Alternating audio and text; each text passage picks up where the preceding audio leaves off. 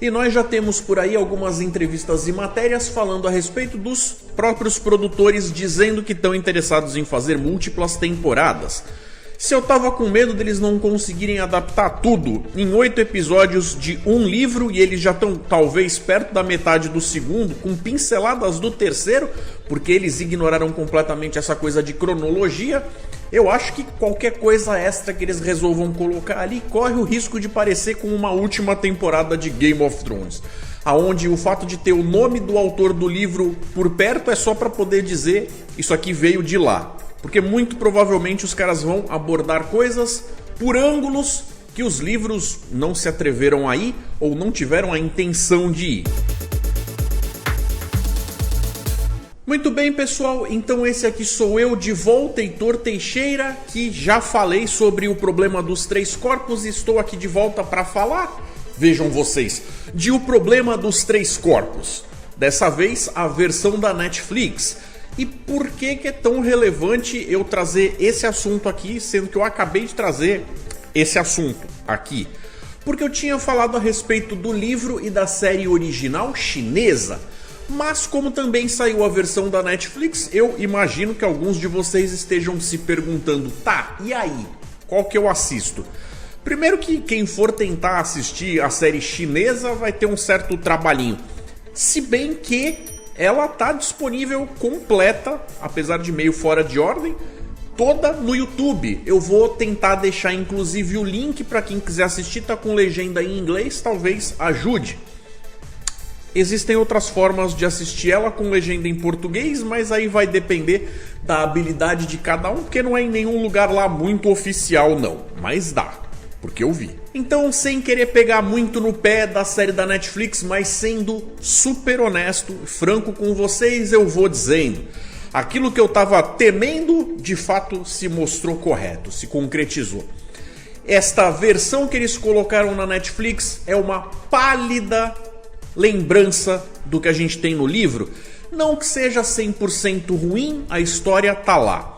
Mas como eu fiz no vídeo, em que eu inclusive vou deixar linkado no card para quem quiser assistir, eu conto todos os pontos que fazem aquela história ter um pano de fundo, mas como eu deixo claro lá, a história não é bem sobre aquilo. A história não é exatamente sobre os aliens. A história é sobre todas as pessoas que estão vivendo aquele determinado momento com as suas motivações naquele ponto da história da humanidade. Como que elas lidam com aquela determinada situação, os seus porquês, as suas motivações mais profundas, sejam elas para bem ou para mal, todas do ponto de vista muito humanos.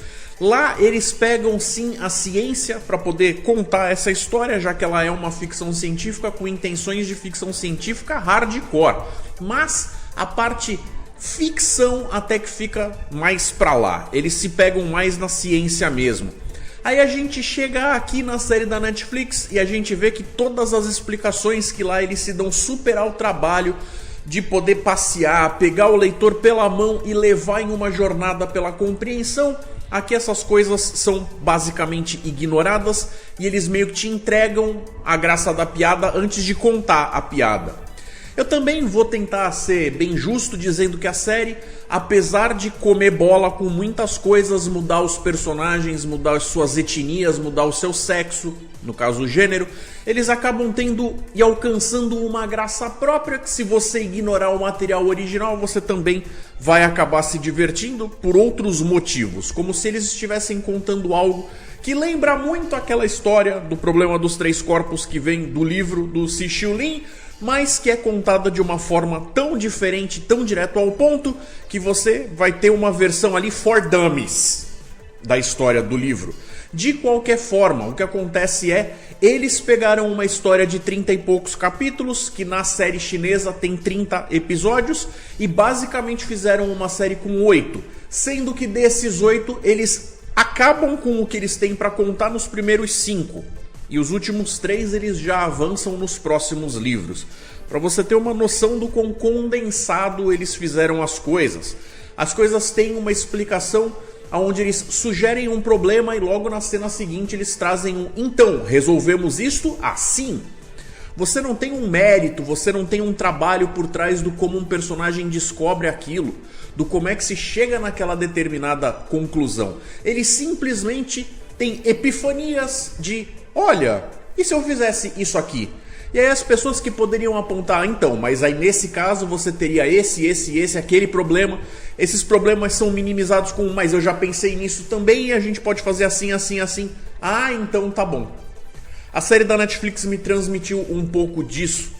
Me transmitiu essa coisa de que para cada problemática tem uma solucionática que vem antes da resolução que foi proposta em primeiro lugar. Ela também tem a sua graça, porque em última análise, a proposta do livro, por mais que ela seja assim reduzível para algo mais palatável para um público que tenha mais pressa, porque sendo bastante honesto, até a própria história original por vezes me parece um pouco morosa demais, eu acho que eles podiam ter alcançado um certo equilíbrio ao invés de ter nivelado por baixo. De qualquer forma, com todas as adaptações livres e simplificações, porque acreditem em mim, de simplificação é o que mais está cheio essa série da Netflix. Coisas aonde você tira plots inteiros de histórias, como eu tinha citado lá, o lance de você ter os adventistas, os redencionistas, eles ignoram isso completamente na série da Netflix. Inclusive, essa adaptação para você mudar o foco do local onde é contado, ao invés de a maior parte das coisas serem contadas na China, aonde vivem os personagens do livro, até por causa da nacionalidade do autor, eles aqui tentaram transferir essas coisas para outros lugares, mantendo apenas um ou outro personagem sendo chinês, porque meio que seria ali o suficiente para a galera falar, tem chinês na história. Mas de qualquer forma, eu acharia compreensível essa mudança pelo fato de que a maior parte do público talvez não se identificasse, não se visse retratado. Mas cadê todo mundo? Aquela história era tão rica, tinha tanto personagem com trejeitos e tal. O próprio policial aqui parece ser só um cara resmungão, que não chega a ter carisma. No livro e na série chinesa, o que ele mais tem é carisma. Apesar de ele ser um tremendo do escroto, ele te faz rir a cada 2, 3 minutos, porque o cara tem um jeito de ser que vai te conquistando. Aqui, por mais que eu curta bastante o ator Benedict Wong, ele fez um papel completamente apagado, que no fim das contas não lembra nem vagamente o Da Shi do livro e da série.